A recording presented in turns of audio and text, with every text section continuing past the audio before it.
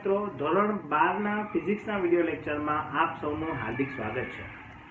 અત્યાર સુધી chapter number 12ની અંદર એટલે કે જે પરમાણુનું ચેપ્ટર છે એમાં અત્યાર સુધી આપણે એ જોયું કે કઈ રીતે ડાલ્ટનના જે પરમાણુવાદથી લઈને જે થોમ્સનનો પ્લમ પુડિંગ મોડલ અને ત્યારબાદ રુધરફોર્ડનો જે ગોલ્ડન ફોઇલ એટલે કે સોનાના વર્કનો જે એક્સપેરિમેન્ટ છે અને ત્યારબાદ એના બે સ્ટુડન્ટ ગાયગર અને માર્સડનની મહેનત દ્વારા અત્યાર સુધી આપણને એટલી તો ખબર પડી ગઈ કે પરમાણુની જે રચના છે એ કઈ રીતે હશે, પણ એની સાબિતી કોઈ જગ્યાએ આપણને મળતી નહોતી.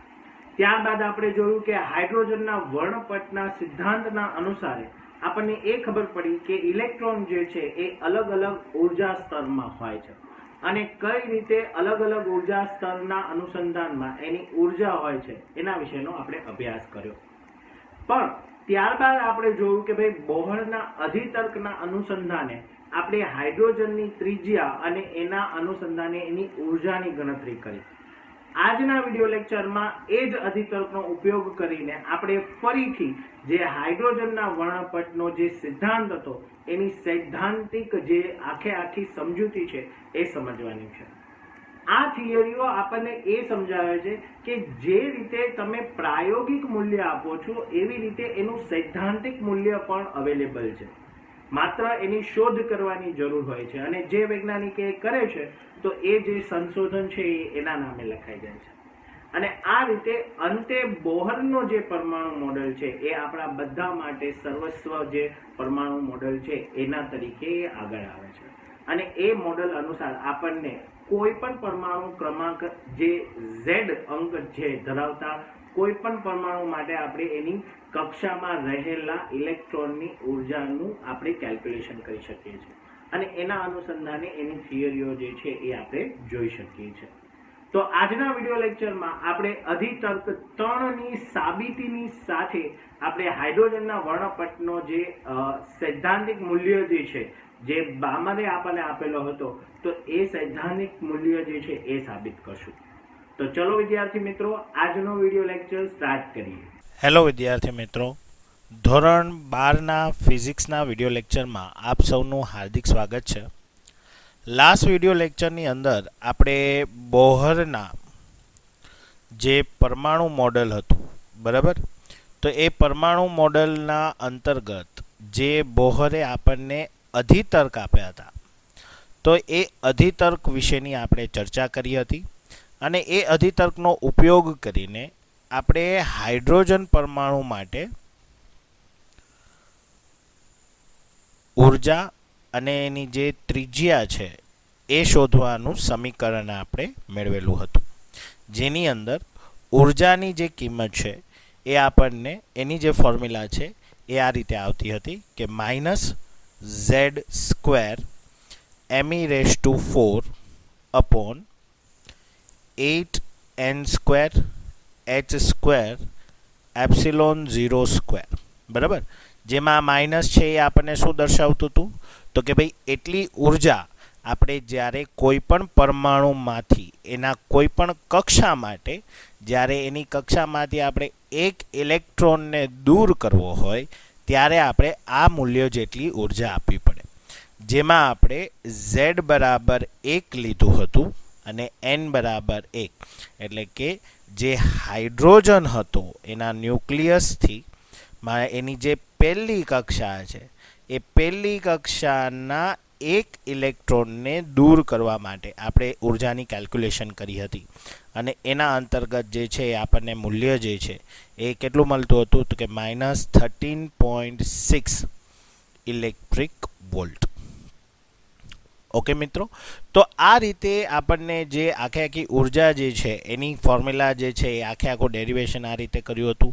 સાથે સાથે આપણે એ બી અમુક શોર્ટકટ જોયા હતા કે ઉર્જા જે છે એ પરમાણુ ક્રમાંકના વર્ગના સમપ્રમાણમાં અને જે કક્ષા છે એના નંબરના વર્ગના વ્યસ્ત પ્રમાણમાં ચલે છે. એવી જ રીતે આપણે ત્રિજ્યાની ફોર્મ્યુલા જે છે એ પણ જોઈ હતી કે ભાઈ n² h² ε0 અપોન z પાઈ me⁴². ઓકે, જેના અનુસંધાનમાં આપણને ખ્યાલ આવે કે ભાઈ ત્રિજ્યા જે છે એ n²/z ના સમપ્રમાણમાં ચલે છે, બરાબર છે. તો આ જે થિયરી છે એ આપણને શું દર્શાવે? તો આ જે કાંઈ થિયરી છે એ આપણને એ બતાવે કે જે પરમાણુ છે કે જેમાં આપણને રુથરફોર્ડ દ્વારા આપણને ખ્યાલ આવ્યો કે પરમાણુની અંદર જે છે એનો મધ્યમ ભાગ જે છે એનું ન્યુક્લિયસ હોય, અને આ ન્યુક્લિયસ જે છે બરાબર, એની આજુબાજુ ઇલેક્ટ્રોન છે એ અલગ અલગ કક્ષામાં શું કરતો હશે? ભ્રમણ કરતો હશે. અને આ અલગ અલગ કક્ષા જે છે એ અલગ અલગ ઉર્જા સ્તર હોય, બરાબર છે. અને આ જે સ્તર હશે એ બધા કેવા હોય? સ્થાયી સ્તર હોય. એટલા માટે જ્યારે પણ ઇલેક્ટ્રોન આની અંદર ગતિ કરશે ત્યારે એ વિકિરણ ઉત્સર્જન કરશે નહીં. હા, પણ જ્યારે ઇલેક્ટ્રોન એક ઉર્જા સ્તરમાંથી બીજા ઉર્જા સ્તરમાં શું કરે? સંક્રાંતિ કરે, ત્યારે એ શું કરશે? તો કે ભાઈ ઉર્જાનું વિકિરણ સ્વરૂપે શું કરશે? ઉત્સર્જન કરશે. અને આ વિકિરણને અનુસંધાનમાં બોહરે પોતાનો જે ત્રીજો અધિતર્ક આપ્યો હતો કે ભાઈ ડેલ્ટા ઈ બરાબર શું થશે? તો કે ભાઈ EI માઇનસ EG, જ્યાં EI છે એ વધારે ઉર્જા સ્તર ધરાવતી કક્ષા છે અને EF જે છે એ ઓછી ઉર્જા ધરાવતી કક્ષા છે. તો જ્યારે એ ઊંચા ઉર્જા સ્તરમાંથી નીચા ઉર્જા સ્તર તરફ જશે ત્યારે એ પોતાની ઉર્જાનું શું કરશે? મુક્ત કરશે. તો આ ઉર્જા જે છે એ આપણને કયા સ્વરૂપે મળે? તો કે ભાઈ વિકિરણ સ્વરૂપે મળે. ઓકે, તો અને એને અનુસંધાને એની જે આવૃત્તિ છે તો એની ફોર્મ્યુલા જે છે એના વિશેની આજે આપણે ચર્ચા કરવાના છીએ. ઓકે, તો ચલો આપણે જોઈએ. તો સૌથી પહેલાં જે છે એ આપણે ઉર્જાની જે મેઇન ફોર્મ્યુલા છે કે ભાઈ આપણે જે બોહરના અધિતર્ક ઉપયોગ કરીને જે આપણે ઉર્જાની ફોર્મ્યુલા જે ડિરાઈવ કરી હતી એ આપણે જોઈએ. તો E બરાબર શું હતું? તો કે -Z e⁴m upon 8n²h²ε0². Okay, તો માની લ્યો કે કોઈ પણ XYZ જે છે એ પરમાણુનું આ શું છે? ન્યુક્લિયસ છે, બરાબર. તો ન્યુક્લિયસની જે નજીકની કક્ષા હશે એની ઉર્જા વધુ હશે, તો એના માટે આપણે EI લઈએ, બરાબર છે. તો જે નજીકની કક્ષાનો જે એક ઇલેક્ટ્રોન છે એના ઉપર જે ન્યુક્લિયસ દ્વારા જે બળ લાગશે એ વધુ હશે, અને એટલા માટે જે એની ઉર્જા હશે આ ઇલેક્ટ્રોનને અગર જો તમારે દૂર કરવો હોય તો આને દૂર કરવા માટે તમારે વધુને વધુ ઉર્જા દેવી પડે. શું કામ? કારણ કે એ ન્યુક્લિયસથી ખૂબ જ કેવો છે? નજીક છે. તો જેટલો વધારે નજીક એમ તમારે એને દૂર કરવા માટે વધારે ઉર્જા આપવી પડે, બરાબર છે. તો એના અનુસંધાનમાં એ જે કક્ષા હશે એની ઉર્જાનું મૂલ્ય પણ શું હશે? વધુ હશે. હવે માની લો એ જ રીતે કોઈ અનધર જે કક્ષા છે જે ન્યુક્લિયસથી શું છે? દૂર છે. તો એ ન્યુક્લિયસથી દૂર રહેલો જે કક્ષા છે એને આપણે EF કહી દઈએ. તો EF એટલે કે જે ભાઈ F જે હશે, બરાબર છે, આ જે કક્ષા છે એની ઉર્જાને આપણે EF દ્વારા દર્શાવીએ. તો આની જે ઉર્જા હશે, આમાં જે ઇલેક્ટ્રોન રહેલો હશે એને અગર જો તમારે દૂર કરવો હોય તો કેટલી ઉર્જા દેવી પડશે? EF જેટલી. અને એનું મૂલ્ય જે હશે એ કેવું હશે? ઓછું હશે. શું કામ? કારણ કે ન્યુક્લિયસથી શું છે? દૂર છે. તો જેટલો દૂર હશે એટલો ન્યુક્લિયસ દ્વારા એના ઉપર કેવો બળ લાગશે? ઓછો બળ લાગશે. અને જેટલો ઓછો બળ લાગશે એટલો તમારે એને દૂર કરવા માટે આપવી પડતી ઉર્જાનું મૂલ્ય પણ કેવું હશે? ઓછું હશે, બરાબર. તો આ રીતે આપણે માની લ્યો કે જે ઇલેક્ટ્રોન છે એ વધુ ઉર્જા ધરાવતી કક્ષામાંથી ઓછી ઉર્જા ધરાવતા કક્ષા તરફ સંક્રાંતિ કરે, બરાબર છે, જ્યારે જમ્પ કરે ત્યારે શું કરશે? એ જે ઉર્જા છે એને વિકિરણ સ્વરૂપે શું કરશે? ઉત્સર્જન કરશે. અને આ વિકિરણ એકચ્યુઅલી શું હોય? ફોટોન હોય, બરાબર. તો આ જે ફોટોન હશે એની પોતાની શું હશે? કંઈક ઉર્જા હશે, અને એ ઉર્જાના અનુસંધાનમાં એની પાસે શું હશે? કંઈક આવૃત્તિ હશે. તો આ આવૃત્તિનો આજે આપણે અભ્યાસ કરવાના છીએ. તો માની લ્યો કે આ જે કક્ષા છે એની ઉર્જાને હું EI કહું, તો આ જે સમીકરણ છે એને હું EI ના સંદર્ભમાં લખું તો હું આ રીતે લખીશ કે EI બરાબર -Z e⁴ એમ અપોન 8ni² h² એપ્સિલોન 0² મતલબ આ જે કક્ષા છે એને હું ni કહી દઉં છું. ઓકે, એવી જ રીતે આ જે કક્ષા છે એને હું nf કહી દઉં. તો એના અનુસંધાનમાં અગર EF મારે લખવું તો હું શું લખી શકું? EF બરાબર -ze⁴m upon 8nf² h² epsilon 0². બરાબર. હવે જે બોહરના અધિતર્ક 3ના અનુસંધાનમાં આપણે વાત કરીએ તો એને શું કીધું હતું કે જ્યારે ઇલેક્ટ્રોન હશે, બરાબર, એ વધુ ઉર્જા ધરાવતી કક્ષામાંથી ઓછી ઉર્જા ધરાવતી કક્ષા તરફ જાય ત્યારે એ પોતાની ઉર્જાનું ફોટોન દ્વારા વિકિરણ સ્વરૂપે શું કરે છે? ઉત્સર્જન કરે છે ઉર્જાનું. અને એના અનુસંધાનમાં એની જે ઉર્જા હશે એ શું હશે? તો કે ભાઈ બંને ઉર્જા સ્તરોનો તફાવત હશે. બરાબર. તો એ તફાવત લઈ આવવા માટે આપણે શું કરીએ કે ભાઈ અંતિમ માઇનસ પ્રારંભિક, તો EF માઇનસ EI. બરાબર. અહીંયા પ્લસ માઇનસની ચિંતા ના કરતા, કારણ કે ઓટોમેટિકલી જ્યારે અહીંયા આપણે માઇનસ મૂકશું કિંમત ત્યારે માઇનસ માઇનસ શું થઈ જશે? પ્લસ થઈ જશે. બરાબર.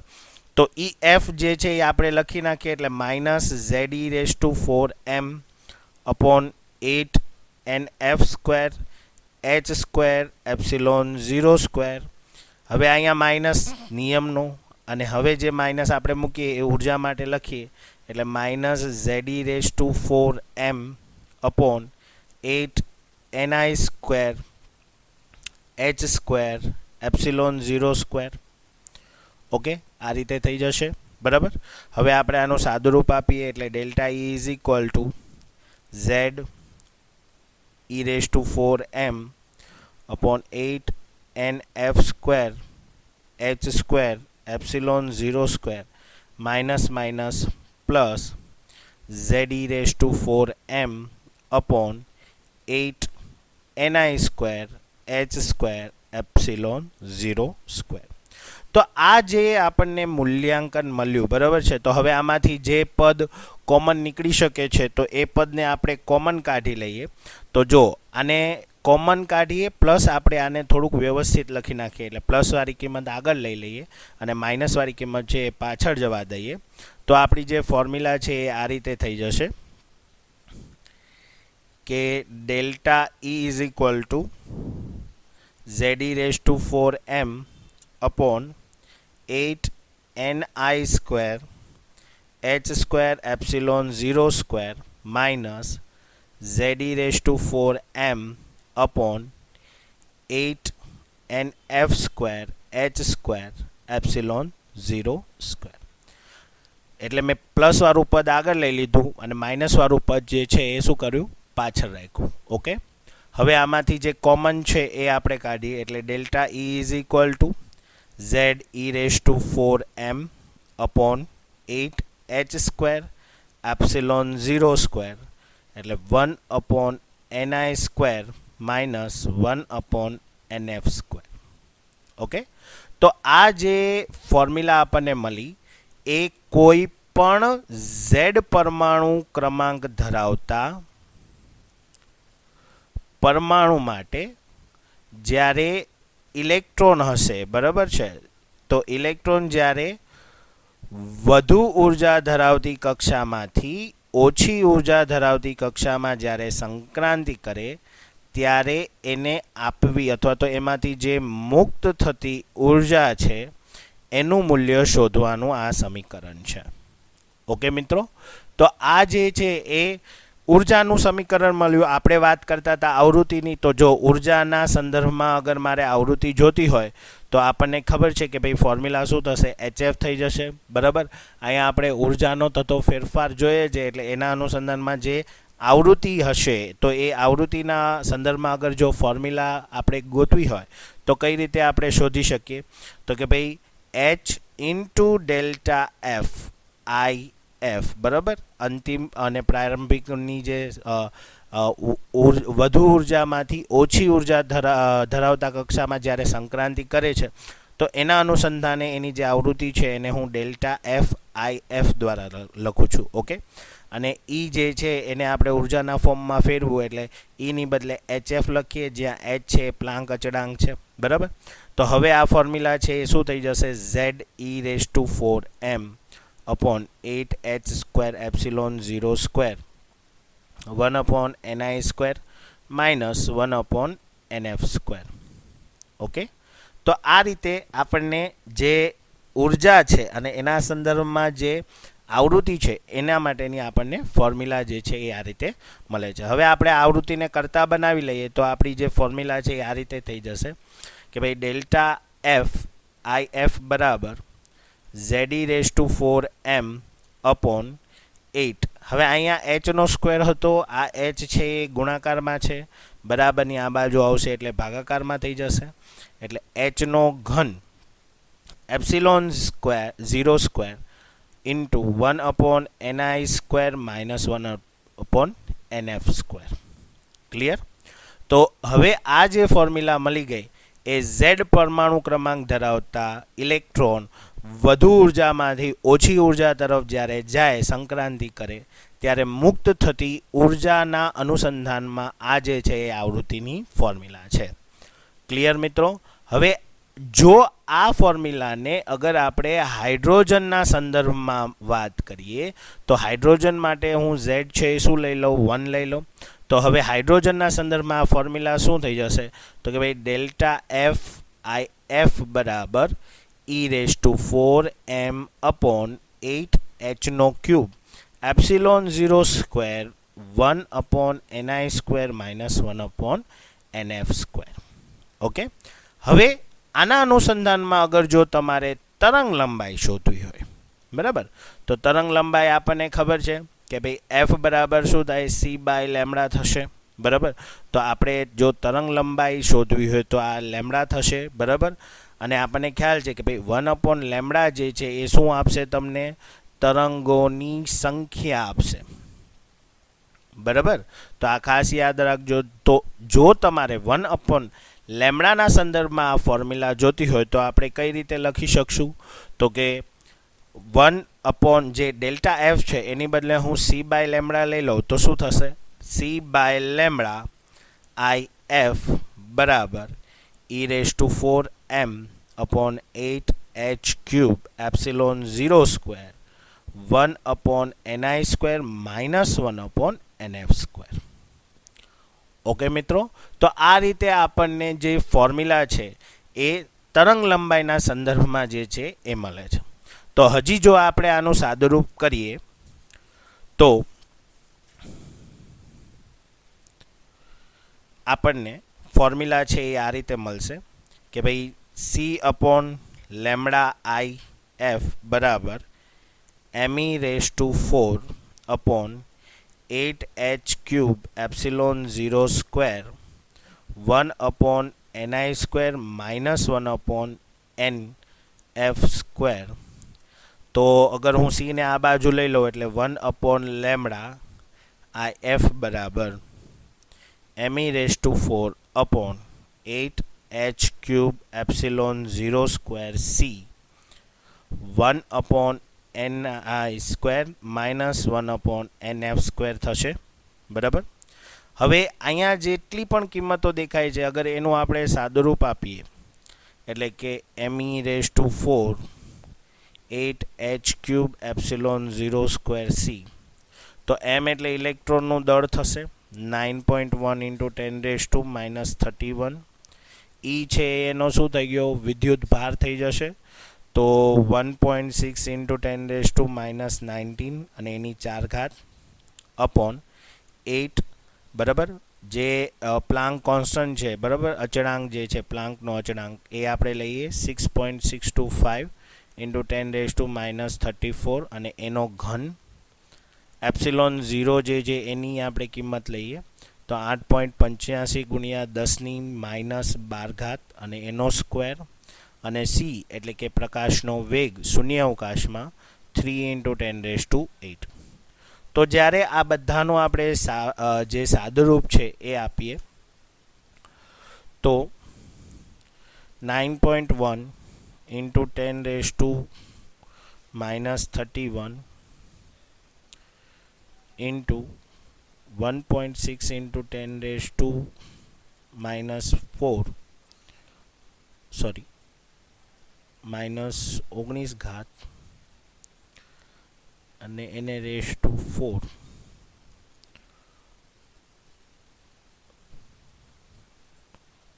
divide by 8 into 6.625 into 10 raised to minus 34 no cube into 8.85 into 10 raised to minus 12 no square into 3 into 10 raised to 8. Okay, ફરીથી કરીએ. 9.1 into 10 raised to minus 31 into 1.6 into 10 raised to minus 19 ની 4 ઘાત. Okay, આપણે step by step કરવું પડશે. તો જોઈએ. 9.1 into 1.6 raised to 4. Okay, તો એની જે કિંમત છે આપણને કેટલી મળશે? 59.63776 ઇન્ટુ, બરાબર. હવે 10ની જે છે એ કેટલી ઘાત છે? -31. ઓકે, અને 19 ચોક એટલે 76, બરાબર. એટલે -31 અને -76, બરાબર. એટલે આપણને 10ની -107 ઘાત મળશે અપોન 8 ઇન્ટુ 6.625 ગુણ્યા 10ની -34 ઘાત અને એનો ઘન ઇન્ટુ 8.85 ગુણ્યા 10ની -12 ઘાતનો વર્ગ ઇન્ટુ 3 ઇન્ટુ 10 raised to 8. એનું બી આપણે એમ જ કરવું પડશે. 8 ગુણ્યા 6.625 એનો ઘન ઇન્ટુ 8.85 એનો વર્ગ ગુણ્યા 3 એટલે 3 ને 2 5 એટલે 5.4658 ગુણ્યા 10ની 5 ઘાત ઇન્ટુ, હવે 34 ગુણ્યા 3 એટલે 102 અને 12 દુ 24 અને 8, બરાબર. એટલે -102, 12 દુ 24 એટલે -24, 12 દુ 24, બરાબર. અને +8 એટલે 10ની -118 ઘાત થશે. હવે આનું કરી નાખીએ. 59.63776 ડિવાઈડ બાય 5.4658, બરાબર. તો આપણને મળશે 10.9110. ઓકે, ઇન્ટુ 10 107 ઘાત છે, બરાબર. તો -107, આ માઇનસ ઉપર જશે એટલે +118 એટલે 10ની 11 ઘાત, બરાબર છે. ક્લિયર? તો એક પોઈન્ટ આપણે આગળ ખસેડી દઈએ તો જે વેલ્યુએશન હશે આ રીતે આવી જશે. 5.963776 into 10 raised to -107 divide by 5.4658 into 10 raised to, આપણે આ કિંમત હજી બાકી રહી ગઈ છે. એક second.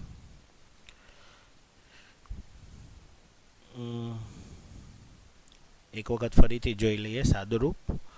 59.63776 into 10 raised to minus 107 divided by 5.4658 into 10 raised to 5 into 10 raised to minus 118. Okay. Okay. 118 minus 5 એટલે 113 થઈ જશે. એટલે આનું જ્યારે સાદુરૂપ ખાલી ઘાતનું સાદુરૂપ અત્યારે આપીએ તો એનું જે ઘાતનું સાદુરૂપ છે એ આપણને આ રીતે મળી જશે કે 59.63776 into 10 raised to minus 107 અને 5.4658 into 10 raised to minus 113.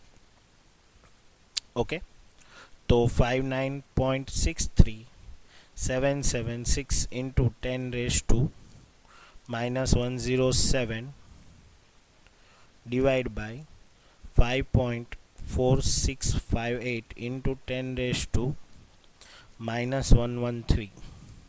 Okay, એટલે 59.63776 divided by 5.4658 એટલે એનો આન્સર 10.9110. ઓકે, અને પાવરનું કરીએ તો minus 107 plus 113 એટલે 10 raised to 6. ઓકે, તો આ રીતે આપણને જે છે એ જે me raised to 4 8h cube epsilon 0 square into c છે એની કિંમત આ રીતે મળે છે. ઓકે, હવે જો અગર હું આને પોઈન્ટને જે છે એ આગળ ખસેડું, બરાબર છે, તો આ રીતે થઈ જશે 0.9110